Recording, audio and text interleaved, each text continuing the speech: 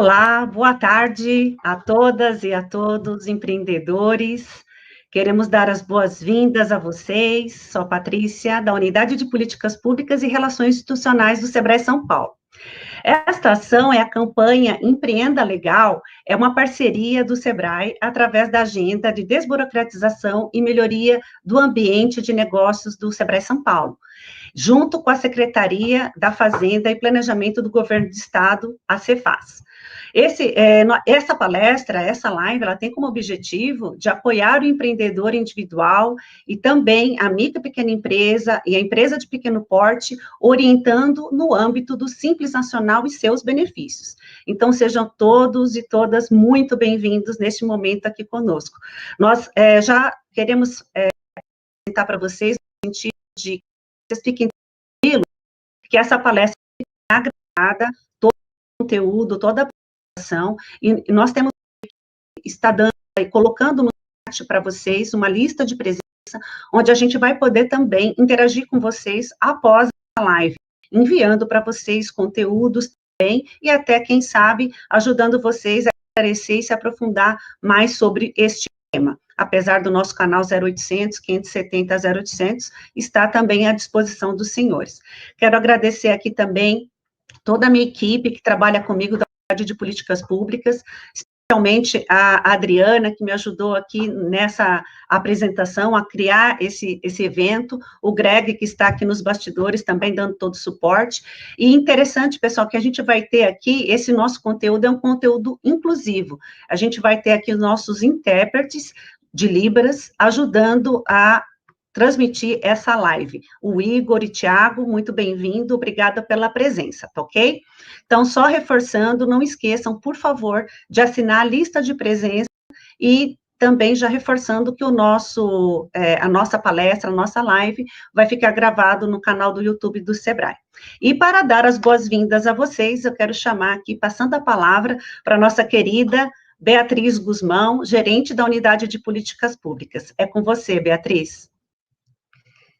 Olá, pessoal. Boa tarde a todas, a todos os empreendedores que nos ouvem, aos gestores públicos. Patrícia, muito obrigada pela sua apresentação.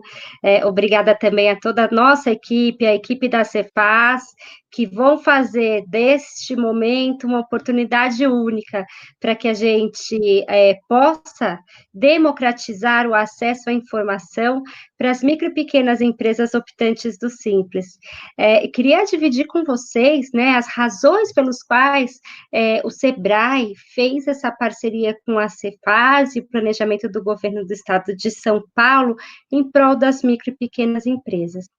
O objetivo da nossa live hoje é comunicar todas as empresas enquadradas no Simples Nacional os principais cuidados que a gente precisa tomar durante a realização das nossas operações, as operações administrativas, as operações tributárias e o limite de faturamento do Simples Nacional, para que, de maneira que a gente consiga, de forma permanente, sistemática, desenvolver as nossas atividades com sucesso e segurança, sem susto, além de todos os cuidados que precisam ser tomados, é muito importante que a gente tenha a conformidade e a segurança jurídica nas nossas operações.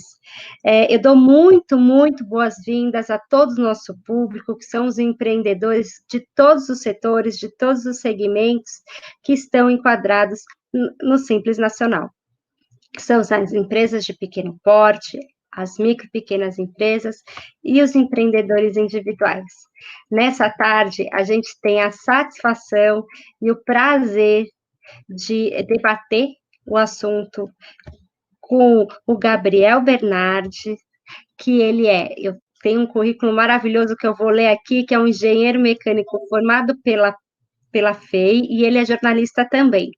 Ele é um profissional concursado da Secretaria de Fazenda, ele já foi supervisor do Simples Nacional, Hoje, atualmente, ele é diretor de comunicação da Escola de Governo do Estado de São Paulo. Fico muito honrada, Gabriel, de poder dividir com você essa live, esse momento, né, em que, novamente, a gente vai poder democratizar a informação, novamente, a gente vai poder dar segurança jurídica para os nossos empreendedores. Estou super à disposição, nosso time está bastante empenhado em trazer para todos vocês as informações que forem necessárias, fazer essa ponte com o poder público, fazer essa ponte com o gestor formulador de políticas públicas. O Sebrae está sempre do lado do empreendedor. E nós, da Unidade de Políticas Públicas, somos essa ponte, né? Que aí aproxima esses dois mundos. Novamente, muito obrigada pela oportunidade. Eu passo a palavra novamente à Patrícia. Patrícia, grata por todo o seu empenho, né? Com essa chance maravilhosa da gente poder realmente comunicar corretamente as oportunidades para os nossos empreendedores. Boa tarde a todos. Como a Patrícia falou, ao final nós teremos a oportunidade de perguntas e respostas, e não deixem de nos acessar. O Sebrae está aqui justamente para apoiá-los naquilo que for necessário para que os senhores desempenhem o melhor possível dos seus negócios. Um abraço a todos. Muito obrigada, Beatriz, pelas suas palavras. Muito obrigada. Você foi maestra, com maestria, nos honrou aqui com a sua presença. Inclusive, Beatriz, em seu nome, eu quero agradecer também aqui a presença dos agentes de desenvolvimento, são pessoas que estão lá nas prefeituras, né, são gestores públicos que têm parceria com o Sebrae, assim como os agentes do Sebrae aqui, são nossos parceiros ali no município e que atendem ao público, né, tanto o MEI, como o microempreendedor, como a pequena empresa, para dar toda essa orientação no âmbito do Simples Nacional, suas vantagens, sobre o enquadramento, sobre as regras, e quais são os cuidados que o empreendedor deve ter para atuar com segurança nos seus negócios. E também quero estender, Beatriz, as suas boas-vindas para os gerentes também. Muitos deles e muitos técnicos estão conosco aqui na live, fazendo aqui as honras também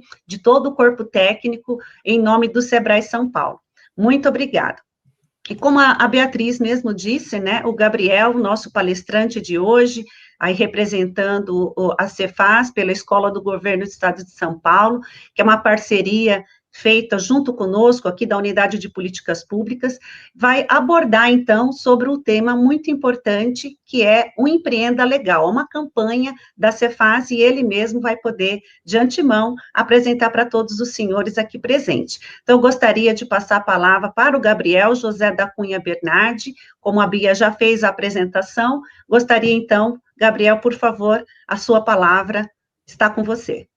Boa tarde, Patrícia. Boa tarde, Beatriz. Em primeiro lugar, muito obrigado por essa parceria do Sebrae, que nos enche de alegria e tão importante para que a gente possa divulgar a campanha, né, Empreenda Legal para o maior número de pessoas possível, e o Sebrae sempre é um grande parceiro nisso. Então, a gente agradece a vocês e a toda a equipe maravilhosa do Sebrae, né, o Greg, também o Igor, o Thiago, fazendo esse trabalho tão importante de inclusão, né, para traduzir em Libras essa live, e a gente fica muito feliz. Só fazendo uma pequena correção, eu não cheguei a ser supervisor de Simples Nacional, apenas substituí durante as férias do meu chefe, que era o Renato Chan, um cara que eu admiro profundamente, que foi um belíssimo supervisor, mas eu trabalhei no Simples de fato 4 anos e aprendi muito com ele lá, e realmente foi uma experiência incrível. Eu queria também agradecer ao César Aquil, né, que é diretor na Subfis, da Secretaria da Fazenda e Planejamento, por ter me escolhido, me honrado com essa escolha, e estar aqui representando a Fazenda nessa live tão importante. Também o meu colega, agente de rendas, o Newton Renó, que ajudou também muito na preparação de todo o material e tudo. Agradecer a Ascom, assessoria de comunicação da Secretaria da Fazenda e Planejamento do Estado de São Paulo, a Bianca, a Sabrina, o Josmar. E, por fim, o pessoal da Escola de Governo do Estado de São Paulo, meu chefe Rodrigo Bezerra, a diretora adjunta Gabriela Luz, permitiram que eu estivesse aqui, e também o Centro de Educação Fiscal da EGESP, a Magda, que também colaboraram muito nessa iniciativa do Empreenda Legal. inclusive citando a Alessandra, que foi a primeira palestrante das 2 lives do ano passado, também do Empreenda Legal, na região de Ribeirão Preto e Presidente Prudente, que foi muito bem na sua apresentação, tem muito carisma e também ajudou bastante as microempresas, empresas de pequeno porte e MEIs a saberem um pouquinho mais da legislação e das obrigações tributárias também, que é o que a gente vai falar nessa live. Tá certo? Feitos os agradecimentos, vamos começar então a live propriamente dita e, claro, vou agradecer a você que está aí vendo a gente também, nos prestigiando com a sua atenção, né, com a sua audiência, e é muito bom contar com você, cidadão, contribuinte, empresário em geral, e também os contadores, né? Muitos contadores também certamente vão assistir para ajudar os seus clientes a cumprirem melhor as obrigações tributárias e acessórias. Eu vou começar contextualizando um pouquinho do Simples Nacional, antes de entrar diretamente na campanha Empreenda Legal, que eu acho importante a gente falar um pouco do Simples, como surgiu e contar um pouco do histórico dele. Já sofreu várias alterações, foi criado por lei complementar, já teve 8 alterações, e eu vou citar um pouquinho daquelas alterações significativas que ocorreram com a Lei Complementar 155, em 2016, que começaram a valer em janeiro de 2018. Né? O Simples Nacional já estava previsto com a Emenda Constitucional 42 de 2003 na Constituição Federal, o artigo 146. Eu vou até colocar aqui meu slide para vocês acompanharem junto comigo aqui. O Simples Nacional já estava previsto na Constituição Federal, né? Então, o artigo 146 mencionava lá um tratamento diferenciado que seria dado, ou deveria ser dado, com carga tributária menor, né, com alíquota diferenciada para microempresas e empresas de pequeno porte, favorecendo também preferência em licitações, crédito facilitado, taxa de juros menores, acesso à justiça. Um regime simplificado, com a declaração também unificada, uma guia única para pagamento, formalização simplificada. Antes de existir o Simples Nacional, estados, municípios, inclusive a União, por meio do Simples Federal, tinham seus regimes simplificados próprios, né? Então, São Paulo, o estado de São Paulo tinha o Simples Paulista, o Paraná também tinha o Simples do Distrito Federal, a União tinha o Simples Federal, e cada um tinha diferentes.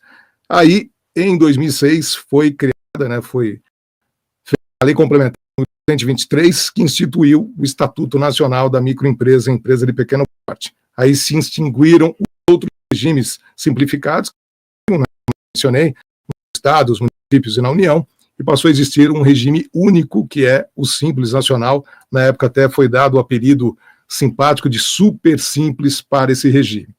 E aí, como eu mencionei, a Lei Complementar 123 de 2006 já teve várias alterações, né? Sendo que a última mais significativa foi a 155 de 2016, que trouxe realmente grandes mudanças, eu diria aperfeiçoamentos para o regime do Simples Nacional, porque quando ele foi criado em dezembro de 2006, deu-se um prazo de 6 meses para que ele começasse a vigir, que foi julho de 2007, mas foi tudo muito rápido, né? Foi uma legislação bastante complicada que foi criada em tempo recorde, e evidentemente que com o passar dos anos foram necessárias várias adaptações, vários aperfeiçoamentos na lei do Simples Nacional. Bom, quais os impostos e contribuições que estão dentro do Simples, né? Sempre bom a gente relembrar. São 6 da União: Imposto de Renda, Pessoa Jurídica, o IPI, Imposto sobre Produtos Industrializados, Contribuição Social sobre o Lucro Líquido, a Contribuição para a Seguridade Social, COFINS, Contribuição para o PIS/PASEP e a Contribuição Previdenciária Patronal. Já nos estados tem o ICMS, Imposto sobre Circulação de Mercadorias, Bens e Serviços, né? Serviço de transporte intermunicipal, interestadual e também serviço de comunicação. E, no caso dos municípios, o Imposto sobre Serviços, o famoso ISS. Aí eu coloquei uma aspa porque quando ocorre a superação do sublimite, que eu vou falar rapidamente para você o que é, o ICMS e o ISS são recolhidos fora do regime do Simples Nacional, seguindo a regra dos demais contribuintes, do regime normal de apuração, porque existe um sublimite no Simples Nacional. Além do 3.600.000, existe um outro sublimite, e a empresa pode também superar os 3.600.000, porque hoje o faturamento para que uma empresa permaneça no Simples Nacional é de até 4.800.000. Porém, com a mudança da Lei Complementar 155, né, de 2016, que trouxe esse novo limite de faturamento, o Simples Nacional, que fatura entre 3 milhões e 600 e 4 milhões e 800, ele permanece no Simples Nacional para efeito dos tributos, né, contribuições federais, esse que eu falei para você, esses 6, mas ele vai recolher o ICMS e o ISS fora do Simples Nacional, seguindo a regra e as obrigações acessórias tributárias dos demais contribuintes dentro desse estado e município, tá certo? Essa é uma regra que foi criada pelo 155 também. Isso aqui é um histórico para vocês terem uma ideia de como cresceu o Simples Nacional. Quando ele foi criado e começou a vigorar em julho de 2007, haviam 2.496.000 empresas dentro desse regime. E atualmente, quer dizer, isso aí é de final de 2017, hoje tem muito mais que isso, mas já temos 12.237.000 empresas optantes pelo Simples Nacional, sendo que 7.352.000 empresas são empresas MEI, microempreendedor individual, que eu vou falar também um pouquinho de cada um desses. Aqui no estado de São Paulo, nós temos aí um total de contribuintes ativos no estado, né, incluindo o regime normal de apuração, o Simples Nacional e MEI, de 3.274.249 contribuintes aproximadamente. Desses 3.274.000, só do Simples Nacional são 972.529 empresas, e do MEI, 1.943.709 empresas dentro do regime do microempreendedor individual. E no regime normal de apuração, que a gente chama de RPA, regime periódico de apuração, 358.011 contribuintes. Então, para você ter uma ideia da importância do Simples Nacional em termos de quantidades de contribuinte dentro do estado de São Paulo. Sendo que nesse ano de 2020, esse ano não, né, já estamos em 2021, aliás, feliz 2021 para todos nós, seja um ano de saúde, de vacina e de mais tranquilidade, de mais realizações, inclusive no campo financeiro. Mas no ano passado, em 2020, por causa da pandemia do novo coronavírus, que com certeza fez muita gente perder seus empregos, de março a outubro de 2020, mais de 400.000 empresas foram criadas dentro do regime do Simples Nacional, sendo que dessas, mais de 300.000 foram MEIs, microempreendedores individuais, possivelmente pessoas físicas que perderam seus empregos e, como saída para a crise, resolveram empreender e criaram uma empresa MEI. Agora eu vou falar um pouquinho das principais alterações da Lei Complementar 155/2016 que trouxeram vantagens para o contribuinte Simples Nacional e também do MEI, né, trouxeram aperfeiçoamentos. Acho que uma das grandes alterações, grandes mudanças da Lei Complementar 155/2016 foi em termos de quanto o contribuinte do Simples e o MEI paga, né, por mês. Por que eu digo isso? Porque antigamente você tinha 20 faixas de alíquota, hoje você tem 6, né? E se você saía de uma faixa de alíquota e ia para outra, você pagava uma alíquota maior imediatamente. Então, se uma empresa faturava até 180.000, era uma alíquota. Se ela passava de 180.000, ela já pagava outra alíquota bem maior automaticamente, sem nenhuma progressão, sem nenhum tipo de atenuação, né, nessa mudança de alíquota para a empresa. A Lei Complementar 155/2016, ela fez diferente, ela criou uma progressão. Quando a empresa sai de uma alíquota para outra, ela tem uma redução do valor que ela vai pagar, ela não vai pagar toda a diferença, ela vai pagar só sobre aquilo que ela estourou. Eles criaram uma parcela a deduzir, que é o valor fixo, que é de acordo com cada faixa de alíquota, né? Eu vou mostrar aqui para você, mas isso fez com que a empresa pagasse menos no final do mês, tá certo? Uma das mudanças que ela trouxe também foi aumentar o faturamento do MEI, né, o microempreendedor individual. Até antes dessa Lei Complementar 155, ele podia faturar R$60.000 no ano, no máximo, e ele passou a poder faturar R$81.000 no ano, que dá R$6.750 por mês, é o que o MEI pode faturar. A microempresa continuou sendo aquela que fatura até R$360.000 por ano. A empresa de pequeno porte aumentou o seu limite de faturamento. Ela agora é aquela empresa que fatura mais de 360.000 até 4.800.000. Lembrando que até 3.600.000 ela continua recolhendo todos os tributos dentro do Simples Nacional, aqueles 6 federais, o ICMS e o ISS, mas quando ela ultrapassa 3.600.000, ela passa a recolher o ICMS e o ISS fora do regime do Simples Nacional e, em relação aos tributos federais, ela continua dentro do Simples. Então, é o que eu falei, limite do ICMS e ISS é 3.600.000 e isso continua, não mudou. E tem um sublimite do ICMS e do ISS. Antigamente, como é que funcionava? Você podia ter 2 sublimites, 1.800.000 e 2.520.000, dependendo da participação da empresa no produto interno bruto, né? E agora você tem apenas 2 sublimites, 1.800.000 para empresas que têm até 1% do produto interno bruto de faturamento. Essas empresas, o Estado, né? O Estado em que a empresa está situada, ele tem participação de até 1% no PIB do Brasil. Aí esse Estado pode adotar o sublimite de 1.800.000. Se a empresa está no Estado que tem participação no PIB de mais de 1%, o limite vai ser 3.600.000. Então você tem só 2 sublimites, 1.800.000 e 3.600.000. Até a lei complementar no 55/2016, você possuía 2 sublimites, 1.800.000 e 2.520.000. Bom, você teve uma redução também de tabelas, né? A gente tinha 6 tabelas de tributação, anexos de 1 a 6 antes, e agora a gente tem anexos de 1 a 5. Então você tem o anexo 1, que é para empresas que são de comércio, você tem o anexo 2, que é para indústria, anexo 3, serviços de locação de bens móveis, anexo 4, serviços como vigilância, academia, advogados, etc. E o anexo 5, serviços também de medicina, auditoria, odontologia. De acordo com cada uma dessas atividades, a empresa vai pagar um valor, né, e vai ter uma alíquota específica. Tivemos a redução, como eu falei antes, de 20 para 6 faixas de faturamento, né, instituição de uma tributação progressiva. Então, a empresa optante sofrerá incidência das alíquotas maiores das faixas superiores apenas sobre o valor que ultrapassar o limite das faixas anteriores. Antigamente não era assim, ela já pagava de uma vez a alíquota maior, e agora ela tem essa progressão. Essa tabela aí é a tabela antiga, né, como era até a Lei Complementar 155 de 2016. Então você vê que tinham 20 faixas de alíquota. Agora, a tabela é essa, você tem 6 faixas. Até 180 mil, você pega a alíquota de 4%, né, e não tem valor a deduzir. A segunda faixa, de 180 mil a 360 mil, você tem a alíquota de 7,30%, e você deduz R$ 5.940. Eu vou mostrar rapidinho como é que é feito esse cálculo. A terceira faixa, 360 mil a 720 mil, depois 720 a 1.800.000, 1.800.000 a 3.600.000, e depois 3.600.000 a 4.800.000, tá certo?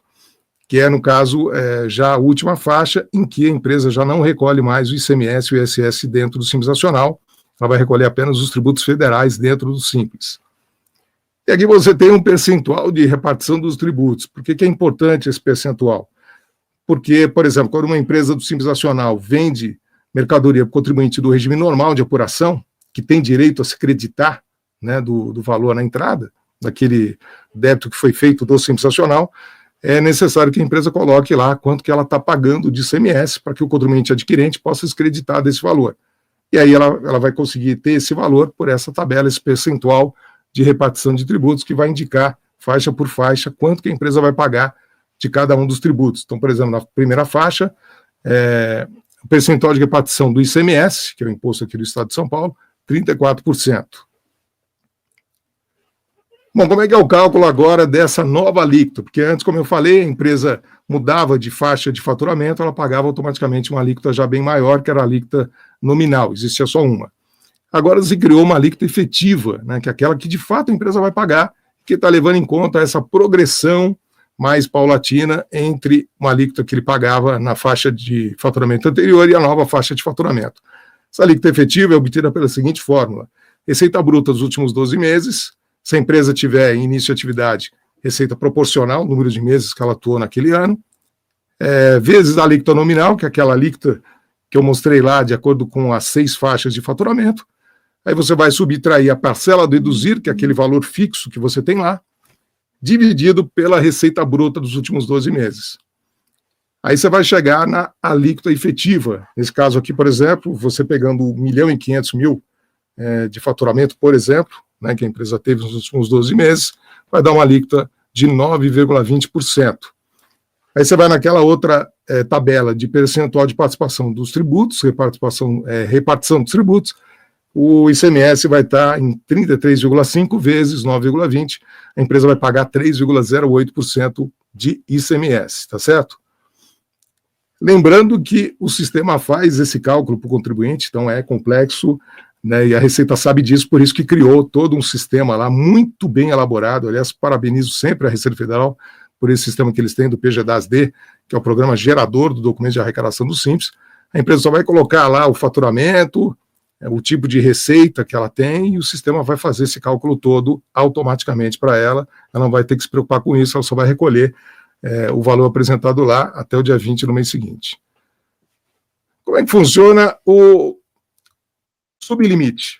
Como eu falei, estados com até 1% do PIB nacional poderão adotar sublimite para as empresas que estão nele, tá certo? De 1.800.000. Aí, nesse caso, como é que funciona? Se a empresa está nesse estado que adotou sublimite e ela ultrapassa 1.800.000 de faturamento naquele ano, ela vai recolher o ICMS e o ISS fora do Simples Nacional pela regra normal do estado. E os tributos federais ela vai continuar recolhendo dentro do Simples Nacional. E os limites máximos do ICMS e do ISS continuam sendo 3.600.000 por ano. Certo? Aí eu coloquei uma regrinha até 3.600.000, regra do Simples Nacional, né, para obrigações principais e acessórias, de 3.600.000 a 4.320.000.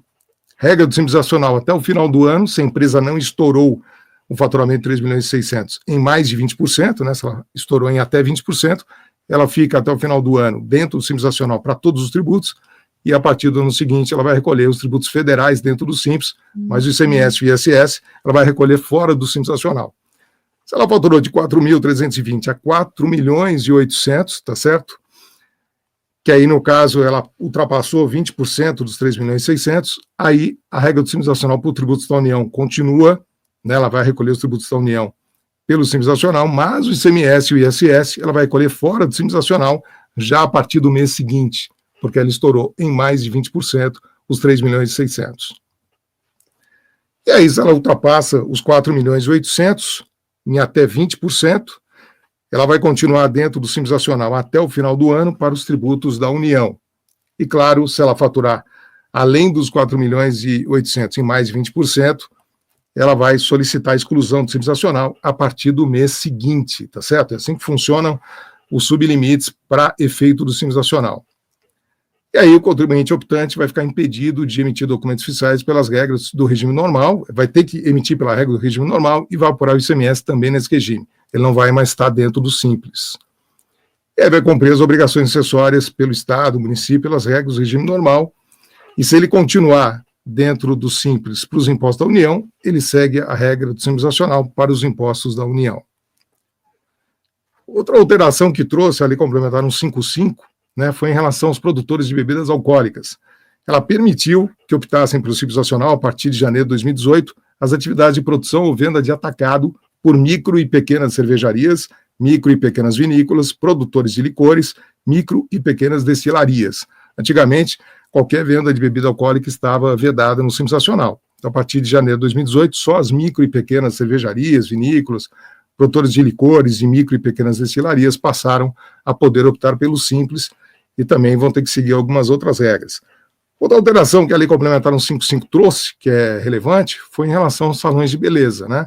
Os valores agora repassados aos profissionais que trabalham em salão de beleza, contratados por meio de parceria nos termos da legislação civil, não vão mais integrar a receita bruta da empresa contratante para fins de tributação, como acontecia, cabendo ao contratante a retenção e recolhimento dos tributos devidos pelo contratado, tá certo? Esses valores que são repassados aos profissionais, né, contratados por meio de parceria pelo optante do Simples, não vão mais integrar a receita bruta da empresa contratante para fins de tributação. Foi outra alteração importante relacionada a salões de beleza. E agora uma alteração em relação ao MEI, né? O MEI rural foi criado, essa figura, com a Lei Complementar 155/2018. Poderá inscrever-se também como MEI, microempreendedor individual, um empreendedor que exerça as atividades de industrialização, comercialização e prestação de serviços no âmbito rural, que ele não vai perder a condição de segurado especial. A regulamentação dessas inscrições está a cargo do Comitê Gestor do Simples Nacional, que cuida dessa parte de cadastro, essa parte mais administrativa. Outra coisa que a Lei Complementar 155/2016 trouxe foi a figura do investidor anjo, O que é o investidor anjo? A microempresa, empresa de pequeno porte, poderá admitir aporte de recursos que não vão integrar o seu capital social. Então, o investidor anjo, que pode ser pessoa física, pessoa jurídica ou fundo de investimento, que vai fomentar a inovação ou investimentos produtivos com vigência de até 7 anos dentro da empresa do Simples Nacional, né? Startup e tudo mais. A atividade do objeto social só poderá ser exercida pelos sócios regulares, tá certo? Essa é uma regra para o investidor anjo, que é uma figura que foi criada também pela Lei Complementar 155 de 2016. O Ministério da Fazenda regulamentará a tributação sobre a retirada desses aportes. E a microempresa e empresa de pequeno porte que receber aporte de capital tem que manter a escrituração contábil digital nesse caso. Essas alterações trazidas pela Lei Complementar 155, né, de 2016, foram mais vantagens ainda para os contribuintes optantes pelo Simples Nacional e também para o MEI, né? Então, incluiu atividade para o MEI, fez uma alíquota progressiva quando o contribuinte estourava uma faixa de faturamento, que não havia antigamente, incluiu atividades dentro do Simples Nacional, como os microprodutores de bebidas alcoólicas, né? Foram algumas vantagens que foram trazidas, como eu falei, aperfeiçoamentos da Lei Complementar 123 de 2006 para tornar ainda melhor para os contribuintes. Bom, e quem pode optar pelo Simples Nacional? São os microempreendedores, empresas de pequeno porte, empresário individual de responsabilidade limitada, né? Empresário, conforme definido no artigo 966 do Código Civil, e também empresas que estejam dentro das regras do Simples Nacional, né? Porque nem toda empresa que tem um faturamento compatível com o Simples Nacional pode optar pelo Simples, porque existem vedações à entrada no Simples Nacional. Então, por exemplo, uma empresa que tem participação no capital de outra pessoa jurídica não pode optar pelo Simples Nacional. Isso é uma vedação total ao regime do Simples, né? Então, a microempresa é aquela que fatura até R$360 mil por ano, né? A empresa de pequeno porte é aquela que fatura entre 360 mil até 4.800.000, e você tem o empresário individual de responsabilidade limitada, e tem o microempreendedor individual também, que é aquela empresa que pode ter um empregado, contratado, fatura até R$80 mil por ano, né, e pode pagar o ICMS com valor fixo, né? Ela não paga o ICMS de acordo com o faturamento dela, mas sim com valor fixo especificado. Por exemplo, no caso do ICMS, ela paga R$1 de ICMS. Então, esse é o MEI, o microempreendedor individual, para o qual a gente vai falar aqui também. O que se baseia a campanha Empreenda Legal? A gente quer que as empresas do Simples Nacional e o MEI empreendam de forma legal, né, como diz o nome, o trocadilho. Que eles empreendam dentro da legislação, seguindo as normas especificadas no Simples Nacional, para terem um comportamento regular, que vai favorecer um ambiente de negócios mais saudável, né, com mais justiça fiscal para todos, né? A Patrícia está aqui e a gente tem comentado muito com ela sobre essa nossa intenção de realmente dar oportunidade para todos de maneira igual, porque se você não tem comportamento tributário correto de algumas empresas, elas acabam tendo uma vantagem desleal com aquelas que seguem a legislação corretamente, né? Então a gente tem essa visão nessa live de que a gente precisa conversar com as pessoas antes, com os contribuintes, com os contadores, para alertar, né, do que é correto, do que precisa ser feito, né, para que a empresa não seja pega de surpresa. Então, eu falei de uma série de vantagens e agora eu vou falar daquilo que ninguém gosta, que são as obrigações, né? A obrigação do optante do Simples Nacional e também no MEI. Bom, eles têm a obrigação de pagar todo mês de acordo com o faturamento da empresa, né? Então, no caso do Simples Nacional, ele gera o PGDAS-D, né, que é o Programa Gerador do Documento de Arrecadação do Simples Nacional declaratório, tem efeito declaratório. Essa foi uma alteração também que a lei complementar inicial do Simples sofreu, que antes ele não era declaratório, ele passou a ser. A empresa vai lá, declara o faturamento dela, né, vai segregar a receita, e aí é importante falar também, Patrícia, que muitas empresas acabam cometendo um erro que faz com que elas paguem mais imposto. O que acontece? A empresa Simples Nacional muitas vezes adquire mercadoria que vem com retenção antecipada por substituição tributária ou antecipação tributária, e na hora de declarar no PGDAS-D, ela esquece de retirar essa receita que já foi tributada, né? Porque lá você tem que colocar a receita bruta total, e você tem uma segregação que você pode fazer e deve fazer, se você sofreu já a substituição tributária, imposto retido antecipadamente por substituição tributária ou antecipação tributária. Você coloca o valor que já foi retirado da empresa por ST, e aí esse valor, claro, não vai ser cobrado dentro do Simples Nacional também, né? E muitas vezes o contador esquece de fazer essa segregação e a empresa acaba pagando pelo simples em relação ao mesmo faturador que já foi tributado dela pela substituição tributária ou antecipação tributária. Né? Então a empresa precisa lembrar muito na hora de declarar, por isso que é sempre bom ter um contador, né, que ajude nessa tarefa, segregar aquilo que já foi cobrado do Simples Nacional por substituição tributária, antecipação tributária. Porque a gente sabe que o Simples Nacional, apesar de ser um regime diferenciado, simplificado, ele também tem a substituição tributária e antecipação tributária dentro do seu bojo, né? Quem fala isso? Quem fala isso é a própria lei complementar, no seu artigo 13, parágrafo 1º, em que ela cita situações em que, apesar da empresa estar dentro do Simples Nacional, ela vai recolher os tributos fora do Simples Nacional, né? Então, no caso, ela especifica as situações da União, do município e também do Estado de São Paulo. No caso do ICMS, na linha A, né, logo de cara está lá substituição tributária. Então, operações em que ele compra mercadorias sujeitas à substituição tributária, o imposto vai ser recolhido dele, né, o substituto recolhe o imposto de toda a cadeia e vai recolhendo antecipadamente o imposto desse contribuinte do Simples Nacional pela alíquota normal do regime periódico de apuração. Né? A antecipação tributária também está prevista lá.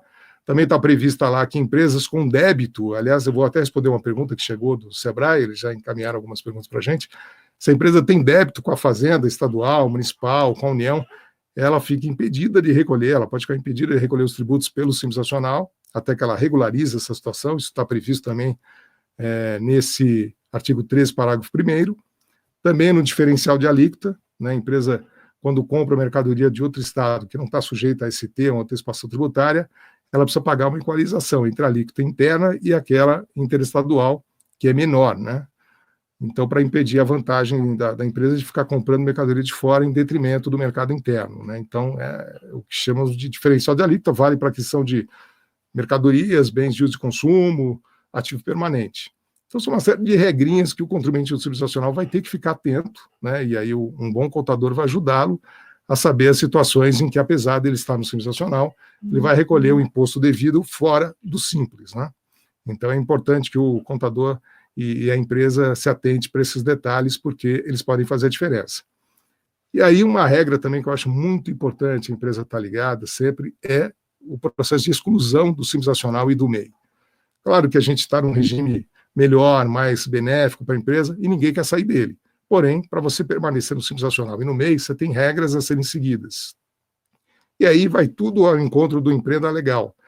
Porque se você seguir aquilo que a gente está propagando no empreenda legal, você não vai ter exclusão, você não vai ter esse tipo de problema. Né? Então, por exemplo, eu vou destacar aqui uma das causas de exclusão, por exemplo, é você embaraçar a fiscalização. O que é embaraçar a fiscalização? É quando o contribuinte não apresenta documentos de nada, por exemplo, não apresenta as mercadorias que adquire, né? O consumidor que emite uma nota fiscal irregular ou que não vem com nota fiscal, você está sujeito a ser excluído do Simples Nacional por embaraço à fiscalização, porque esse procedimento vai impedir que você apresente os documentos quando a fiscalização solicitar.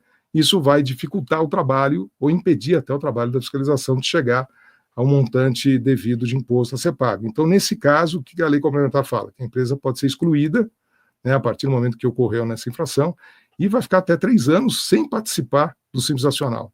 Então, é algo bastante gravoso para a empresa, dependendo da situação, ela vai ser excluída retroativamente, vai ter que recompor toda a sua escrita fiscal, pagando um imposto maior, né? Muitas vezes ela pagou durante o período pelo Simples Nacional e deveria ter pago pelo regime normal de apuração. Então, é um processo que realmente é complicado para a empresa, né? É previsto também que a empresa que está com alguma irregularidade cadastral, né, inscrição estadual, no caso do Estado de São Paulo, por exemplo, ela fica impedida de recolher os tributos dentro do Simples Nacional até que ela se regularize, né? Então, por todas essas razões, é importante a empresa prestar muita atenção no comportamento dela em relação às aquisições, às vendas, trabalhar sempre com empresas idôneas, né, comprando de contribuintes que ele confia, vendendo com nota fiscal adequada, né? No caso do MEI, ele não precisa emitir nota fiscal para consumidor final, não sei que o consumidor exija, né, pela lei, Código de Defesa do Consumidor, mas ele tem que emitir nota fiscal quando ele vende para pessoa jurídica, a menos que a empresa adquirente coloque uma nota fiscal de entrada da mercadoria adquirida. Caso contrário, o MEI tem que emitir a nota fiscal. Então, tem situações em que o MEI vai ter que emitir o documento, né, e vai ter que seguir aquilo que está lá na legislação, porque o MEI também pode ser excluído diretamente do Simples Nacional, né? Ele não necessariamente ele vai deixar de ser MEI e virar Simples em alguns motivos de exclusão. Em alguns motivos de exclusão ele diretamente já sai do Simples, né? E é sempre bom lembrar que todo MEI é Simples Nacional, mas claro, nem todo Simples Nacional é MEI, porque o MEI está dentro do cômputo do Simples Nacional, mas com regras bastante específicas, né? É um componente diferente dentro do Simples Nacional. Não vamos dizer que é um estranho no ninho, mas ele tem bastante regras diferentes, né, pela situação dele até, né? Uma empresa bem pequena, a gente sabe que a maioria das vezes é pessoa física que está começando a empreender, perdeu o emprego, quer se virar, né? Se virando no Brasil é o que a empresa pode fazer, e aí ele realmente não tem um faturamento quase nenhum, então por isso que a gente cobra só R$1 de ICMS, tem uma série de vantagens. O MEI, por exemplo, ele está fora da substituição tributária, ele não vai ser substituto tributário, né? Mas, apesar disso, o MEI vai recolher diferencial de alíquota, isso está previsto. Veio até uma pergunta sobre isso, eu vou responder com mais detalhes, mas já adiantando, o MEI paga sim diferencial de alíquota, quando ele compra de contribuinte de outro estado, ele vai ter que pagar a diferença entre a alíquota interna e a alíquota interestadual. A gente tem essa previsão legal também para o MEI. Então é uma série de coisas que o MEI deve saber para que ele possa realmente não ser pego de surpresa, né, não levar um susto com uma exclusão, que é o que a gente não quer, na realidade, né? Ninguém quer uma exclusão do MEI. Uma outra hipótese de exclusão que está prevista na lei complementar também é a exclusão por não emitir documento fiscal. Então, se ele não emite documento fiscal de forma reiterada, né, e aliás, isso é uma alteração importante que a lei complementar sofreu. Antigamente ela falava de prática reiterada, mas não definia o que era prática reiterada. Então ficava todo mundo com ilações a respeito, né, o que seria prática reiterada. E a lei complementar ela definiu, né, o que é prática reiterada, e hoje todo mundo já sabe, inclusive. Então é algo que já está previamente definido e fica mais fácil da gente saber. Eu vou até ler aqui a definição de prática reiterada, porque é interessante a gente saber.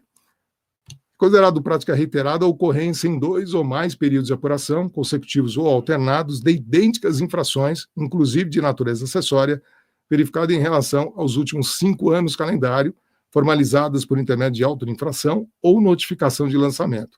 Ou, a segunda hipótese de prática reiterada, a segunda ocorrência de idênticas infrações, caso seja constatada a utilização de artifício, ardil ou qualquer outro meio fraudulento, aí tem um dolo, né, que induza ou mantenha a fiscalização em erro com o fim de suprimir ou reduzir o pagamento de tributo.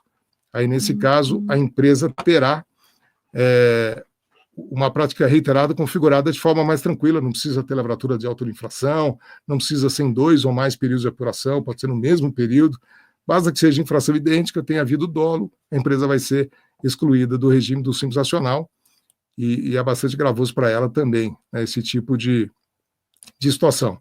Outra situação que leva à exclusão da empresa do Simples Nacional é comercializar mercadorias objeto de contrabando ou descaminho, tá certo? E claro, quando você adquire mercadoria, aí estou falando com o MEI, com o Simples Nacional, de contribuinte que não emite nota fiscal ou que a nota fiscal vem toda irregular, você está sujeito a estar comprando mercadoria objeto de contrabando ou descaminho, né? Então você está incorrendo nesse risco, né, por tua conta. Então, evite comprar mercadoria nessas situações, porque além de colocar em risco o consumidor final que vai adquirir essas mercadorias, porque a qualidade delas é extremamente duvidosa, você pode ser excluído do regime do Simples, porque pode caracterizar contrabando ou descaminho a mercadoria que você está adquirindo. Outra situação que também leva à exclusão é constatado que durante o ano calendário o valor das despesas pagas pela empresa supera em 20% o valor de ingressos de recurso no mesmo período. Claro, excluído o ano de início de atividade. Quando a empresa está em início de atividade, que é considerada uma empresa que começou a funcionar há 2 meses da abertura do CNPJ, inscrição estadual, porque aí realmente a empresa vai gastar mais, vai ter mais despesa do que receita, muitas vezes, né? Tirando o ano de início de atividade, quando a empresa tem despesas pagas superando em 20% o valor de ingresso e recursos, ela vai ser excluída do Simples, porque aí se imagina que ela tem a caixa 2, tem alguma coisa irregular aí nessa história. Se for constatado também que durante o ano calendário o valor das aquisições de mercadorias para comercialização ou industrialização, ressalvadas hipóteses justificadas, nesse caso você pode justificar, né, porque tiver um aumento muito grande de estoque, for superior a 80% dos ingressos e recursos no mesmo período, a empresa também vai ser excluída do regime do Simples Nacional, claro, tirando novamente o ano de início de atividade, porque no ano de início de atividade a empresa vai comprar mais e vai ter um estoque maior, vai ter um gasto maior com estoque, né? Então, se presume que a empresa esteja regular, mesmo tendo esse gasto tão grande com aquisições, justamente porque ela está em início de atividade. Então, eu queria destacar tem outras razões aí para uma empresa ser excluída do Simples, mas destacar que são hipóteses em que a empresa, se comprar de contribuinte inidôneo, se não tiver uma boa regularidade fiscal, ela pode incorrer, né? E aí ela fica até 3 anos impedida de fazer parte do Simples Nacional novamente, e se for constatado que houve dolo, ela pode ficar até 10 anos sem poder ingressar no Simples Nacional. E é algo que a gente não quer, né? Quer dizer, está previsto na lei complementar, mas é algo que dói no coração do fisco. A gente tem noção da quantidade de empregos que são gerados por essas microempresas, empresas de pequeno porte, são as que mais geram emprego no país. Então, evidentemente que a gente não quer essa situação, e por isso que a gente está fazendo essa live, no sentido de orientar a empresa de que existem essas regras, que elas estão na lei complementar, né, e que elas podem implicar em danos muito graves para a empresa, tanto financeiros quanto pessoais, inclusive, dependendo da situação, né, pode até incorrer em crime. Então, acho que é interessante a gente falar sobre isso. A Secretaria da Fazenda e Planejamento vem nessa linha já desde 2019, com o programa Nos Conformes, que também é um programa que está revolucionando essa interação entre o fisco e o contribuinte. A gente tem feito muitas visitas orientadoras para o contribuinte, falando de inconsistências na conta fiscal, né, de como regularizar essas inconsistências. Então, a Fazenda está indo até o contribuinte no sentido de orientá-lo a ter realmente uma regularidade fiscal maior. E, indo ao encontro do Nos Conformes, a gente está fazendo o Empreenda Legal justamente para também orientar as empresas do procedimento correto, até porque a gente vai iniciar uma grande fiscalização do desempenho Simples Nacional, o MEI, né, a gente ia, inclusive, fazer o ano passado, adiamos para esse ano para poder fazer essas lives e dar a oportunidade das empresas se autorregularizarem, né, empresas que estão incorrendo nesse tipo de comportamento, se regularizarem e poderem fazer isso espontaneamente, né, Patrícia? É o que a gente quer, é o que a gente almeja, né? Então, vou pedir agora para o Greg para que ele coloque os slides do Empreenda Legal para a gente falar sobre esse programa muito bacana da Secretaria da Fazenda e Planejamento. E agradecer aí também o Tiago, está aí traduzindo tudo, o Igor também, para a linguagem de Libras, que é muito importante essa inclusão que o Sebrae está proporcionando. Bom, o programa Empreenda Legal, como eu mencionei, é um programa que, o nome já diz tudo, né? Está incentivando que as empresas empreendam de forma legal, seguindo a legislação, seguindo o procedimento correto, né, que deve ser executado.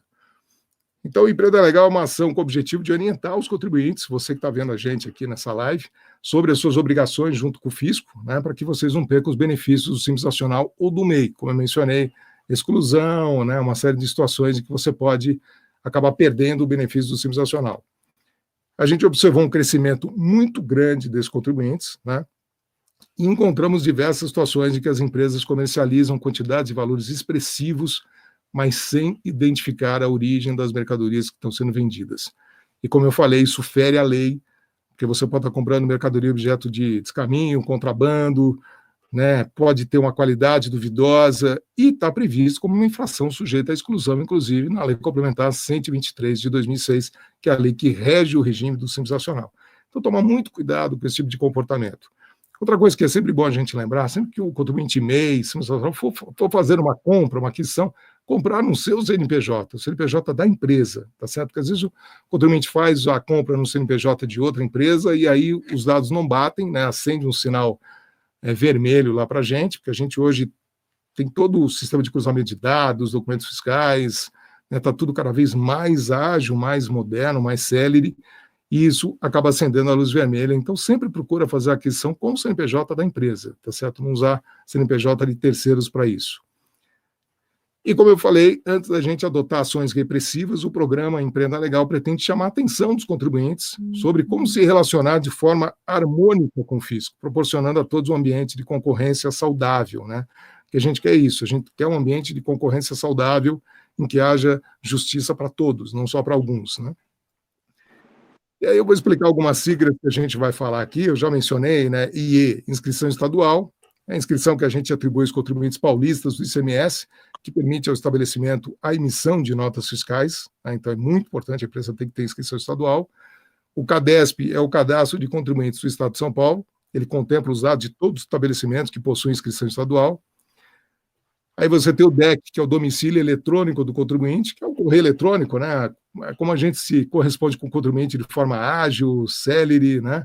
E fácil. Então, o canal de comunicação entre a Cefaz São Paulo e o contribuinte, você que está vendo a gente, se não está ainda no DEC, a gente recomenda que você entre, né? Contribuinte e-mail não é obrigado a ter o DEC, mas eu acho interessante, a gente incentiva que tenha, porque fica mais fácil você receber avisos, né, de você saber tudo que a gente está fazendo através do DEC, isso agiliza e é melhor para a empresa, né? Então, toda a informação de interesse do contribuinte chega até ele por meio de uma caixa postal eletrônica disponível na internet. O acesso será restrito a usuários autorizados e portadores do certificado digital, né? Porque aí você garante o sigilo, a identificação, a autenticidade e integridade das comunicações que acontecem por meio do DEC.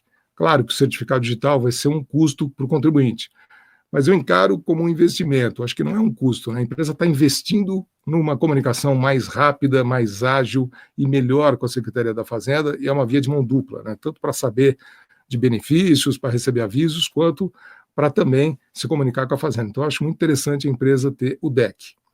Você tem o DAS, que é o documento de arrecadação do Simples Nacional, né? É a guia de pagamento que unifica aqueles 8 tributos, os 6 da União, o ICMS e o ISS, que vão ser pagos por empreendedores que optarem pelo regime tributário do Simples Nacional, tá certo? Isso facilita muito a vida do contribuinte, ele paga esses tributos uma vez só, todo dia 20 de cada mês, relativo ao exercício anterior, isso realmente agiliza o contribuinte do Simples Nacional.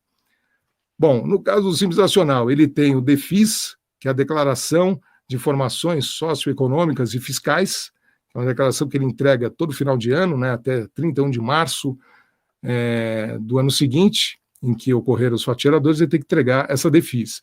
Esse ano aqui, 2020, inclusive, esse ano não, já estamos em 2021, ano passado, 2020, houve um adiamento excepcional do prazo para a entrega da DEFIS, contribuinte Simples Nacional, devido à pandemia do coronavírus. Então, o prazo foi estendido até 31 de março para até 30 de junho, né? Mas agora, em 2021, de novo, o prazo é até 31 de março. E no caso do contribuinte MEI, ele vai ter que entregar a declaração anual do CIMEI, também conhecida como Declaração Anual de Faturamento, que é uma das obrigações que o microempreendedor individual deve cumprir anualmente, declarando o valor da receita bruta total, o valor total das vendas, mercadorias, serviços que ele tem no ano. Então, muito importante que ele faça isso até o final de maio, todo ano. Todo ano ele tem que fazer essa declaração para mostrar que ele está regular. E aí, claro, você é MEI ou optante pelo Simples Nacional? Então, a gente está dando esse recado para você, né? Para você desenvolver seu negócio de forma segura e evitando problemas com o fisco paulista. Tudo que a gente não quer é que você sofra uma autuação, sofra um processo de exclusão. A gente realmente quer que você trabalhe em paz, que você cresça, que você se desenvolva, né, que os MEIs deixem de ser MEIs e virem Simples Nacional, que depois deixem de ser Simples Nacional e passem a ser o regime periódico de apuração que a gente mais deseja realmente. Então, claro, abrir um negócio próprio tem sido a opção de grande parcela da população paulista, né? A gente sabe disso por causa do desemprego e tudo mais. Porém, a gente tem que atentar aos detalhes importantes para a manutenção desse negócio, desse comércio. Então, por isso que a gente está aqui falando do Empreenda Legal, porque mais do que empreender, é preciso que o seu pequeno negócio tenha saúde fiscal, porque aí você evita surpresas, a visita do fisco, né, uma atitude de repressão, não é o que a gente quer para o contribuinte. Então, para estreitar mais ainda essa parceria, a Cefaz São Paulo trouxe essas dicas de como manter sua empresa em situação fiscal regular e dentro do perfil de cada negócio, né? Então, falei das vantagens do Simples Nacional, as características principais do regime, o que mudou com a última grande alteração da Lei Complementar 123/2006, e estamos falando agora das obrigações também, né? Então, se você é Simples Nacional, cadastre um e-mail no DEC. Se você ainda não tem, né, você é MEI também, acho interessante você estar no DEC, sabe? Assim a Cefaz vai falar com você, caso ocorra alguma irregularidade, você pode ter a oportunidade de se autorregularizar antes da fiscalização chegar, o que é muito importante, né? Faz toda a diferença. Você também tem que manter os dados do CADESP atualizados, então endereço, telefone, e-mail, dados do contador, muito importante você ter os dados do contador atualizados aí no CADESP, tá certo? Porque às vezes a gente vai olhar no CADESP de uma empresa, os dados estão completamente desatualizados, ela mudou o endereço, não comunicou, e aí a empresa pode ter vários problemas por causa disso, né? Inclusive suspensão de inscrição estadual e por aí vai, várias sanções legais. Tem que respeitar o limite de vendas, né? Eu falei do motivo de exclusão, que você só pode comprar 80% total de suas vendas, precisa ter um percentual de vendas proporcional de compras, né? Porque se você compra mais de 80% do que você faturou, aí o sinal vermelho acende, e se você não conseguir justificar esse excesso de aquisições ou não tiver em ano de início de atividade, você pode ser excluído do Simples Nacional, porque essa previsão está lá na Lei Complementar 123 de 2006. A origem da mercadoria vendida também é importantíssimo, né? Todas as compras devem estar acompanhadas do documento fiscal. Caso contrário, você terá que pagar o imposto que seu fornecedor não pagou, ou seja, a responsabilidade vai ser sua quando você vender a mercadoria para você. Então, quando você compra uma mercadoria sem documento, e o fisco descobre isso, e a gente tem como descobrir, o que vai acontecer? Você vai ter que pagar o imposto do contribuinte que não pagou, né? Ou seja, você vai ser o responsável tributário por aquele imposto que não foi pago, né? Então, é bastante penoso para a empresa. A declaração no prazo, né, tem que formar o PGDAD mensalmente, né, todo mês tem que formar a receita, aí tem que pedir ao contador o comprovante de entrega todo mês, é importante, isso está guardado com o contribuinte para que ele possa apresentar, se necessário, ao fisco. E agora, se você é MEI, vale a mesma comunicação, cadastre o e-mail no DEC, assim a Cefaz vai poder falar com você de maneira rápida e fácil. Eu volto a repetir, você tem o custo do certificado digital, mas é um investimento, não é um curso na realidade. Você tem um custo inicial, mas é um investimento que você faz, tá certo? Esse é um investimento que vale muito a pena. Manter os dados do CADESP sempre atualizados, endereço, telefone, e-mail, né? Se o MEI tiver contador, que a gente recomenda, né? Eu acho que também tem que ter os dados do contador sempre atualizados. E aí eu falo, apesar de não ser obrigatório, avalie contratar, se você é MEI, o serviço de um contador. Por quê? Porque a gente viu aqui, na minha explanação, tudo que o Simples Nacional, de simples, ele tem um nome, mas ele é bastante complexo, tem muitas regras, é uma legislação bastante densa, já sofreu várias alterações, aperfeiçoamentos, mas isso fez com que ele ficasse realmente muito longo, muito extenso. E se você não tem um contador para te ajudar nessa hora, você acaba fazendo coisas que não são previstas na legislação, pode ter dor de cabeça. Então, eu vou repetir também, é um custo que você tem um contador? É um custo, mas ele vai ser um investimento. Sabe, vai escrever tem paz, em tranquilidade para você, porque o contador é o profissional certo para cuidar, para que você prospere sem ter problemas com a fiscalização. Então, é importante, a gente recomenda que você também tenha um contador. Entregue a declaração do CIMEI no prazo, declaração anual do CIMEI, todo ano em maio tem que entregar, então não deixe de entregar essa declaração. E claro, se você vender mais de R$81 mil no ano, né, que dá R$6.750 por mês, o MEI deve informar a Secretaria da Fazenda no mesmo mês que atingiu esse valor. No mesmo mês você comunica a gente para você pagar o imposto devido pelo Simples Nacional e tudo mais. Se a fiscalização apura esse limite, se você ultrapassa em mais de 20% esse limite, você vai ter que pagar o imposto mais alto desde o início do ano. Isso daí também é uma regra que está na Lei Complementar 123. Então, como é que funciona? Se o MEI estoura o faturamento de R$81 mil, mas não estoura esse faturamento em mais de 20%, ele permanece no MEI, tá certo? Até o final do ano, e a partir do ano seguinte ele vai começar a estar no Simples Nacional. Porém, se ele estoura em mais de R$81 mil, mais de 20%, o limite de R$81 mil, o que vai acontecer? Ele vai ter que recolher pelo imposto mais alto do Simples Nacional desde o início do ano, tá certo? É o que está previsto na Lei Complementar 123 de 2006. Bom, aqui a gente falou, deixou um slide dizendo para você como ter contato com a Fazenda, para você tirar dúvidas, para você ter os seus questionamentos respondidos. Então tem lá o portal da Secretaria da Fazenda e Planejamento do Estado de São Paulo, né, o portal da Fazenda na internet, você vai lá em Fale Conosco, né, e você especifica a tua dúvida, e o Fale Conosco é muito ágil, tem uma equipe preparadíssima, muito competente, que vai responder os seus questionamentos de forma rápida e eficiente, tá certo? Você pode ligar também, 0800 01 70 110, ou o prefixo 11 de São Paulo, 2450 6810, mas o Fale Conosco ele é extremamente ágil, né? Então a gente vai estar de mãos dadas com você para o progresso dos negócios e o cumprimento mais fácil da legislação. Assim todo mundo ganha, é o que fala a campanha Empreenda Legal, e é aquilo que a gente de fato acredita, tá certo? Agora eu vou responder aqui perguntas que já chegaram, né, Patrícia? Vocês já enviaram para a gente aqui algumas perguntas que o pessoal costuma fazer, né, que são dúvidas recorrentes do contribuinte, e a gente vai procurar responder aqui.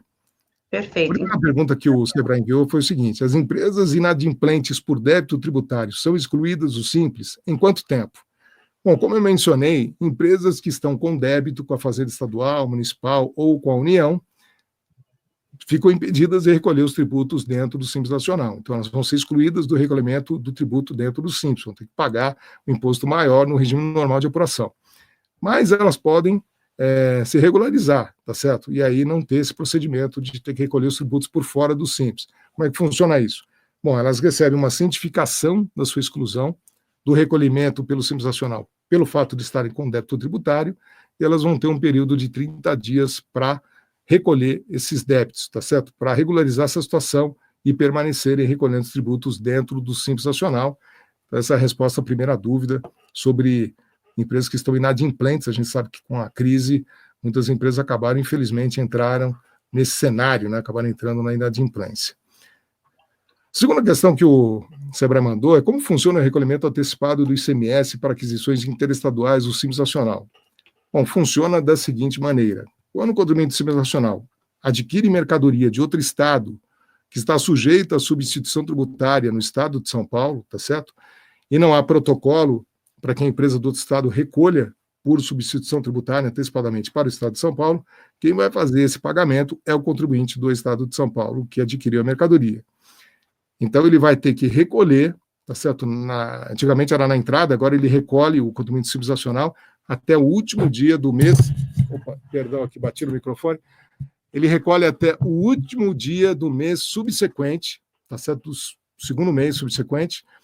Então, ele tem um prazo de 60 dias para fazer esse recolhimento do imposto devido por antecipação tributária. Tem um cálculo lá que ele vai ter que fazer do IVA e tudo mais, né? Tem a legislação em relação a isso. E aí a gente dá digamos assim, uma vantagem para o Simples Nacional, que é o seguinte: mesmo que ele compre de contribuinte do Simples de outro estado, né, mercadoria sujeita a ST, ele vai abater, para calcular o imposto devido por antecipação tributária, a alíquota interestadual. Ele não vai abater a alíquota do Simples, né? Se ele fosse abater a alíquota do Simples, como era antigamente a regra, ele pagaria mais imposto em relação a essa diferença. Então, a gente permite, está na legislação, que a empresa abata a alíquota interestadual para fazer esse recolhimento da antecipação tributária, recolhimento antecipado do ICMS em aquisições interestaduais pelo Simples Nacional. A terceira pergunta: como posso saber se minha atividade econômica é permitida no enquadramento do Simples Nacional? Bom, você tem que olhar lá no Simples Nacional, tem um artigo que fala das atividades vedadas, tá certo? O artigo 17 da Lei Complementar 123 de 2006, ele enumera as atividades permitidas e atividades vedadas, aquelas que não podem estar dentro do Simples. Então, se a empresa incorre em alguma daquelas atividades, ela não vai poder optar pelo Simples Nacional, ou vai ter que mudar o CNAE, vai ter que ter uma outra atividade para poder ingressar no Simples, tá certo? Então, para você saber se a sua atividade econômica é permitida ou não, você tem que olhar lá no artigo 17 para ver se ela é uma atividade vedada. As atividades que não estão vedadas, em tese, são permitidas dentro do regime do Simples Nacional. Agora a pergunta é como funciona a substituição tributária do ICMS, tá certo? Como é que funciona a ST do ICMS? Bom, a substituição tributária do ICMS dentro do Simples Nacional, como eu falei, o MEI não é substituto, ele está fora da função de substituto, mas ela funciona da seguinte forma: quando o contribuinte do Simples Nacional adquire mercadoria sujeita a ST, né, do substituto aqui no Estado, vai haver a retenção pelo substituto do imposto de toda a cadeia, inclusive o imposto da empresa do Simples Nacional, e aí ela vai pagar com a alíquota cheia, vai pagar com a alíquota maior, já vai vir tributado dela antecipadamente esse imposto. E aí, quando ela for declarar o PJ10D, ela vai segregar essa receita, né, que já foi recolhida antecipadamente por substituição tributária, para que ela não pague em relação ao ICMS, novamente essa receita dentro do portal do Simples Nacional, no cálculo do valor devido do Simples, tá certo? E digamos que o Simples Nacional seja o substituto, né? Quando o Simples Nacional vende e produz mercadoria sujeita a ST, é ele quem vai ter que fazer o recolhimento antecipado de toda a cadeia. E aí, novamente, né, na hora de calcular a alíquota da operação própria, né, para fazer o recolhimento antecipado das outras operações, ele vai usar como alíquota, não a alíquota dele, Simples Nacional, mas a alíquota daquela mercadoria dentro do estado de São Paulo, então ele vai recolher um valor menor a título de substituição tributária como substituto. Antigamente ele recolhia a diferença toda entre a alíquota do Simples Nacional e a alíquota normal que ele precisava recolher da operação seguinte com IVA e tudo mais. E já há um bom tempo que ele recolhe só a diferença entre a alíquota da mercadoria normal e a alíquota com o IVA, com o adicional das operações seguintes da cadeia, tá certo? Ele recolhe um pouco menos, é outra vantagem que foi dada ao contribuinte Simples Nacional. Aqui da pergunta, o MEI, microempreendedor individual também deve recolher a substituição tributária, mesmo pagando DAS? Então, o MEI, ele não recolhe como substituto, mas ele pode recolher como substituído, aí vão recolher dele, na realidade, né? Quando o microempreendedor individual adquire uma mercadoria sujeita à substituição tributária de um outro contribuinte, seja Simples Nacional, seja do RPA substituto, ele já vai adquirir a mercadoria com o imposto retido da operação toda, né? Então, ele vai acabar sendo substituído nessa situação, mas ele não é substituto. E o MEI também deve pagar o diferencial de alíquota. Se o MEI adquire mercadoria de outro estado, né, ele vai pagar a diferença entre a alíquota interna aqui no estado de São Paulo, dessa mercadoria, e a alíquota interestadual. Ele vai ter que fazer esse recolhimento na questão de bens, de uso e consumo, mercadorias para revenda, e ativo permanente, ele vai ter que fazer também o pagamento do diferencial de alíquota, mesmo sendo microempreendedor individual. Essas foram as perguntas que você me enviou. Agora eu vou olhar aqui no WhatsApp, que a gente tem um WhatsApp aqui do Empreenda Legal, que foi criado justamente para facilitar e... Gabriel. Aqui algumas perguntas. Oi, Gabriel. Perfeito. Já estou aqui já com as perguntas para te auxiliar. Claro. Te agradeço, então. Excelente explanação, muito, muito rico. Praticamente uma aula, viu, Gabriel?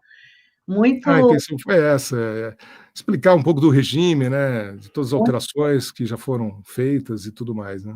Excelente, e os empresários aqui estão, nós temos aqui na live, além de empresários, como eu te disse, a gente tem os agentes, né, de desenvolvimento, os agentes do Sebrae aqui que estão na linha de frente, nas prefeituras, atendendo esses empresários.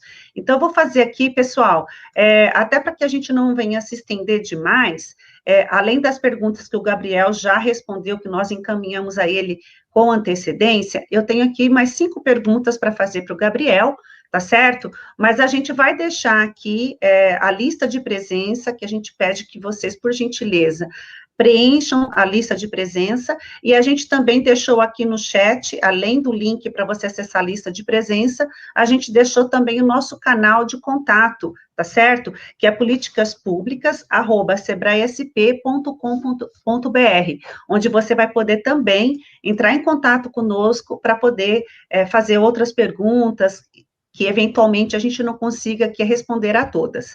Além disso, nós temos o nosso canal 0800 570 0800, que também nós temos nesse canal, o atendimento aí das 8 até as 17 horas, os nossos técnicos, consultores, disponível também para atender aos empresários, aos empreendedores, no âmbito de perguntas e dúvidas com relação a essa live.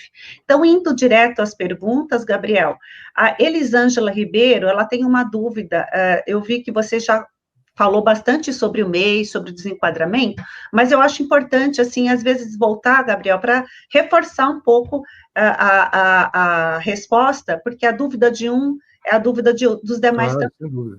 Então, vamos lá. A Elisângela Ribeiro, a dúvida dela é o seguinte, quando desenquadro o MEI por excesso de receita, para calcular o Simples no ano seguinte, tenho que utilizar os últimos 12 faturamentos como MEI?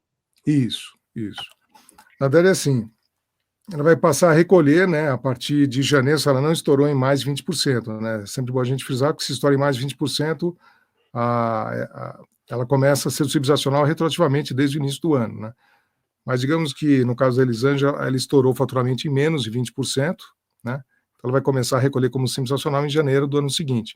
Ela vai usar como receita bruta os últimos 12 meses a receita da época do MEI, né? porque o MEI ele não paga sobre a receita, sobre o faturamento, ele paga um valor fixo. Mas a partir do momento que ela é simples nacional, ela vai utilizar aquela receita bruta dos últimos 12 meses para fazer esse cálculo do imposto devido. Tá. E essa opção, Gabriel, desse desenquadramento do CIMEI, né, ela precisa fazer dentro do Simples Nacional até o dia 31 de janeiro do ano seguinte? Isso. No caso de estouro em até 20%, ela tem até o final de janeiro do ano seguinte para fazer comunicação de exclusão do MEI. Tá, então, vamos pegar o exemplo. Nós estamos em 2021, exatamente na abertura do calendário, né, desse mês de janeiro, certo? Sim. Então, todas as atividades da empresa ao longo de 2020, de janeiro a dezembro, ela vai comunicar agora em janeiro. Então, o tempo dela, o prazo dela é agora, certo? Sim, ela já vai ter que recolher em janeiro como se fosse Simples Nacional. Perfeito, muito bom. A Daniela de São Roque... Um detalhe que eu acabei não falando, se a empresa não comunica a exclusão obrigatória dela, ela paga uma multa, tem uma multa prevista. No caso do MEI é de R$50. Né? Não é uma multa tão alta, mas é uma multa besta, né? Se você pode fazer a comunicação, não tem sentido pagar, né? É desnecessário, perfeito. A Daniele de São Roque, acredito que ela deve ser também do Sebrae aqui, ou da Sala do Empreendedor, ela tem uma dúvida. Tem uma cliente nossa aqui em São Roque que foi emitir o DAS e acusou que ela não está enquadrada no CIMEI. Existe a possibilidade dela ter ultrapassado o limite do faturamento? Existe. Primeiro, eu agradecer a Elisângela pela pergunta, né? Agora, quem que é? A Daniele? Daniele de São Roque. Daniele, existe essa possibilidade, sim. Veja, se o sistema não está permitindo que você gere o PGDAS MEI, né? É porque ele já deve ter detectado que você estourou o faturamento, né? E provavelmente em mais de 20%, porque ele não está te deixando gerar esse documento. Não há razão para ele não deixar você gerar esse documento. Perfeito. Temos aqui a pergunta de um empresário, o Júlio César Grisante. Ele diz o seguinte: temos um e-commerce com vendas mensais em torno de 160 mil. O Simples é a melhor opção? Veja, o Simples Nacional, ele é uma opção tributária interessante, porque você tem uma alíquota menor, na maioria dos casos, né, e você tem uma facilidade na hora de pagar esses tributos, tem obrigações tributárias mais simplificadas, tem coisas interessantes na área previdenciária, tem créditos facilitados, tem outras vantagens além da questão tributária. Porém, você não tem direito a crédito, né? O ICMS te dá direito a crédito, né? Então, no caso dele, ele pratica venda de mercadorias no e-commerce, ele tem direito a crédito nessas vendas no regime normal de apuração. No Simples Nacional, ele vai perder esse direito a crédito. Ele precisa fazer a conta para ver se vai compensar aquilo que ele vai pagar dentro do Simples com o crédito que ele vai perder, né? Uma escolha muito individual e relacionada à história da empresa, né? Não sei o quanto ele pretende crescer, o quanto que é importante para ele esse crédito. Perfeito. Muito obrigada, Gabriel. Imagina. Queremos agradecer aqui a todos que já fizeram as suas perguntas. Temos mais uma, e agora a gente encerra, né, por aqui com essa pergunta do Marcos Pet. Ele está perguntando, Gabriel, o seguinte: podem me responder a uma pergunta, um pequeno empreendedor que esteja para abrir o seu negócio, mas em casa, como fica em relação ao seu endereço comercial, já que é o mesmo, é residencial? Uhum. Então, no caso do MEI, né, até a própria legislação fala que ele pode ter a empresa dentro do domicílio dele, até porque ele tem um faturamento muito pequeno e a intenção realmente é incentivá-lo a crescer, né? A legislação não quer que ele fique MEI a vida inteira, ele quer que ele cresça, né? Que ele vá para o Simples Nacional e que ele aumente o faturamento dele. Então, lá, ela fala especificamente que ele pode ter a empresa no domicílio sem nenhum tipo de problema, o MEI. Né? Já no Simples Nacional o ideal não é que a gente proíba, mas é que você não tenha acesso ao fisco, né? A residência tem toda a questão da privacidade, da Constituição, né? Inviolabilidade, enfim. Já complica, dificulta uma fiscalização, né? Então, o ideal é que tivesse pelo menos um acesso franqueado ao público e a fiscalização dentro dessa residência, né? Mas não sei se o Marcos é MEI também, não sei qual que é a intenção dele, né? Agradeço ao Marcos pela pergunta. Mas se ele for MEI, eu acho que não tem nenhum problema, até a legislação menciona sobre isso. Agora, se ele for um Simples Nacional, microempreendedor, uma empresa de pequeno porte, não é o mais recomendável, por essa questão que eu falei, né, da residência ser protegida constitucionalmente e complicar a fiscalização, né, o livre acesso do fisco, que é necessário, né, para você Sim, verificar a situação da empresa.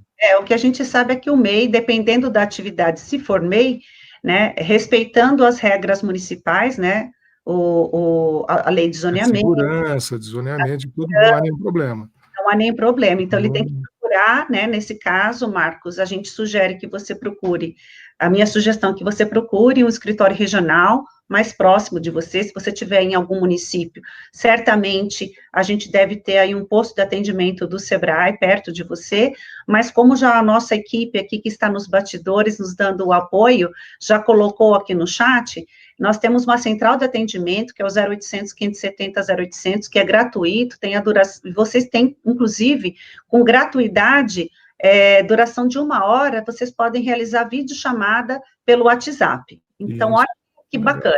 Então, utilize esse canal, pessoal, por favor, empresários, empreendedores, contadores, agentes do Sebrae aqui, fiquem à vontade, porque o Sebrae é um parceiro do empreendedor também. Por isso que nós estamos aqui, né, com a Cefaz, com a Secretaria aí da Fazenda e Planejamento, com esse intuito, né, realmente com muito carinho e dedicação a gente promover essa palestra para com antecedência passar toda essa orientação para vocês, como brilhantemente o Gabriel fez, mas não acabamos por aqui, né, Gabriel? A gente pretende fazer muitas lives sobre assuntos que geram dúvida, que geram questionamento, né? A nossa ideia realmente é nos aproximarmos cada vez mais das empresas, dos contribuintes, né? Porque a gente quer justamente favorecer esse diálogo, né? Porque eu acho que é bom para todos, né? Exato, até porque, como você bem colocou, a micro e pequena empresa, ela tem grandes benefícios em estar no Simples Nacional, e às vezes, por uma falta de orientação prévia, é uma dor no coração uma empresa se desenquadrar para ir para um outro limite, né, para um outro tipo de enquadramento tributário, com uma carga tributária maior, que causa aí grandes transtornos para a empresa. Então, realmente é brilhante o que a gente está fazendo aqui, se antecipando para que a empresa esteja realmente empreendendo de forma legal, simples e obtendo todas as vantagens tributárias que a regra do Simples Nacional oferece para a empresa com segurança e tranquilidade. Dá para responder mais uma pergunta? Dá, vamos lá, claro, Patrícia. Tá certo, então vamos lá. O escritório Morelli Fiscal, ele diz o seguinte: ultrapassado o limite de 3.600.000 em determinado exercício ao longo do ano seguinte, fico dentro do limite ou poderá retornar ao Simples Nacional? Deixa eu ver se eu entendi. Ele estourou o limite de 3.600.000 em determinado ano. Isso Aí mesmo. ele vai sair do Simples Nacional, se ele não estourou em mais 20%, a partir de janeiro do ano seguinte. Aí, naquele ano seguinte, ele fica dentro do limite de 3.600.000, é isso? Isso no mesmo. outro ano, ele pode tranquilamente voltar a ser optante pelo Simples Nacional, não tem nenhuma vedação. Ele tem que ficar 1 ano fora do regime, porque ele estourou naquele ano, e a regra fala que, se ele estoura em menos de 20%, ele tem que ser do RPA, Regime Normal de Operação, a partir de janeiro do ano seguinte.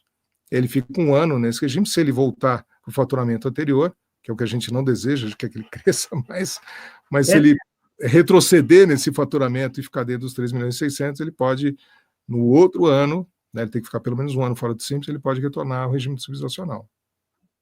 Perfeito, muito bom. Tem a Cássia aqui também, acho que deve ser algum contador, é do Sebrae Araçariguama. Qual ação para essa situação? No caso do meu cliente, ele tinha vários quinais, e um deles não era mais permitido como MEI. Estou com esse caso e não sei a ação em relação a 2020, se ele pagou inteiramente ou não pagou, ela está com essa dúvida. Veja, ele tem um cliente MEI, o MEI não pode ter mais de um estabelecimento, ele tem uma série de regras. E se ele tem um CNAE que é vedado, ele está sujeito a ser excluído do Simples Nacional, né? Porque, a não ser que ele conseguisse comprovar que aquele CNAE foi colocado lá, mas ele já não utiliza faz tempo, não mais utiliza, e ele vai lá e troca, né, e tira aquele CNAE, mas se ele permanece com o CNAE, ele vai ter a exclusão do Simples Nacional, se ele está com atividade vedada dentro do MEI, né? Perfeito. Maravilha. Então, por aqui, eu creio que a gente já está bem, servimos bem aqui, o Gabriel, a todos os participantes, empresários. Agradecer aqui também, né, brilhantemente a sua apresentação, Gabriel. Foi Obrigado, realmente uma aula esplendorosa. Muito grata, né, por essa parceria do Sebrae junto com a Cefaz e ter você aqui como um grande professor, um grande instrutor, né, com uma comunicação tão clara, tão objetiva, tão didática, para tratar de um assunto tão complexo. Eu queria agradecer também de coração ao Sebrae por essa grande ajuda na organização, na divulgação desse evento, né, para que realmente muitas empresas se beneficiem dessas explicações e principalmente possam se autorregularizar, se perceberam que incorreram em alguma situação que não é a situação ideal, né, e terem tempo de fazer isso antes de uma ação repressiva, antes de uma ação fiscal, que é, de fato, a nossa intenção, né, de estar aqui orientando, né, ter essa missão orientadora do fisco, que já está indo ao encontro do Nos Conformes desde 2019, como eu te falei, da gente ir nas empresas, orientá-las, então é uma continuidade do Nos Conformes, essa função orientadora da Fazenda também, além, claro, da função de reprimir situações irregulares. Então, o que a gente quer é isso. Então, muito bom, a participação do Sebrae é fundamental, tá certo? Agradecer a você que esteve conosco até agora, obrigado pela atenção, pela participação, todos que participaram, e reforçar que o Empreenda Legal, como o nome diz, quero que você empreenda, mas de forma legal, seguindo o que diz a legislação, comprando de contribuinte idôneo, tomando cuidado com as mercadorias que você adquire, emitindo o documento fiscal, né, de preferência, tendo o credenciamento no DEC, eu falo isso sempre que não é um custo, é um investimento, né? Porque você vai ter um acesso muito mais fácil à fazenda, o domicílio eletrônico do contribuinte agiliza demais a comunicação, né? Eu já passei por isso, de às vezes ter que notificar o contribuinte coisas boas para ele não está no DEC, contribuinte e-mail, você tem que mandar carta para ele, demora para chegar, entendeu? E é uma coisa do interesse dele, então é muito mais ágil e fácil quando você tem um contribuinte no DEC, né? Acho que um contador também interessante, que como a Patrícia mencionou, o Simples Nacional, ele não é tão simples assim. Então, se a empresa puder ter também um contador, e tem muitos contadores que fazem a contabilidade de muitas empresas, então cobram um preço pequeno e são excelentes contadores, eu acho que também é um investimento muito importante que a empresa pode fazer, sabe? E dizer que a gente está sempre à disposição, tem lá o portal da Fazenda com o Fale Conosco, as empresas às vezes não sabem disso, né? E até vou pedir depois para o Greg colocar o penúltimo slide lá, que eu coloco o endereço, o telefone também, a empresa pode ligar e pode também participar eletronicamente, coloca no Fale Conosco, isso, obrigado, Greg, qual é a dúvida dela, né, que assunto que ela gostaria de ter esclarecido. A equipe do Fale Conosco é maravilhosa, eles respondem super rápido, são muito técnicos e competentes, então acho que vale demais a pena a empresa usar esse recurso, né, que a gente disponibiliza para realmente agilizar a solução de dúvidas e de problemas. Gabriel, excelente mesmo, excelente essa iniciativa, né, da Secretaria da Fazenda e Planejamento, através da Cefaz, através da escola também, nesse sentido de trazer essas instruções com antecedência, né, e com toda a atenção que vocês estão nos dando. Quero agradecer aqui também, então, todos os participantes, empresários, empreendedores, pelas perguntas que vocês nos fizeram, aos agentes do Sebrae aqui, aos agentes de desenvolvimento, aos agentes também de inovação, local de inovação, que é o agente ALI, aos escritórios regionais, gerentes e técnicos de atendimento que ficam na ponta, sabe, Gabriel? Nossos escritórios, nós temos mais de 30 escritórios aí no estado de São Paulo, fora os agentes do Sebrae aqui, e os agentes de desenvolvimento também, nesse sentido, para dar o suporte e orientação aos empresários. Então, a nossa gratidão aqui pela Unidade de Políticas Públicas, em nome da nossa gerente Beatriz Guzmão, da nossa consultora de desburocratização, que é o eixo que está aqui, né, a pauta de desburocratização, que está trazendo essa parceria, essa palestra aí para vocês. Quero agradecer aqui em nome da Beatriz Renó, da Beatriz Cruz, a nossa estagiária, e todos que ficaram aí nos bastidores, nos apoiando também, a equipe de marketing, a equipe do atendimento aqui, que está no chat colocando a apresentação para vocês, o link da Cefaz, o link do portal deles, né, da Cefaz, enfim, não esquecer, pessoal, por gentileza, de dar o like aqui, por favor, no vídeo, tá?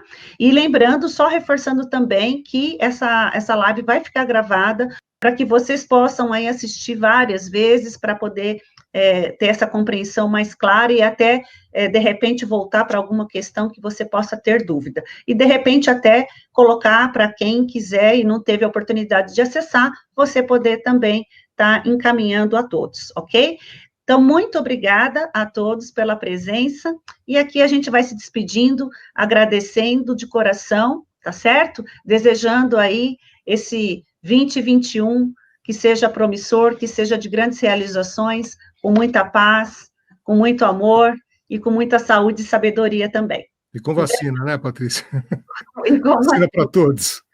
Isso, um grande abraço, pessoal. Um abraço para todos. Obrigado. Tchau, tchau.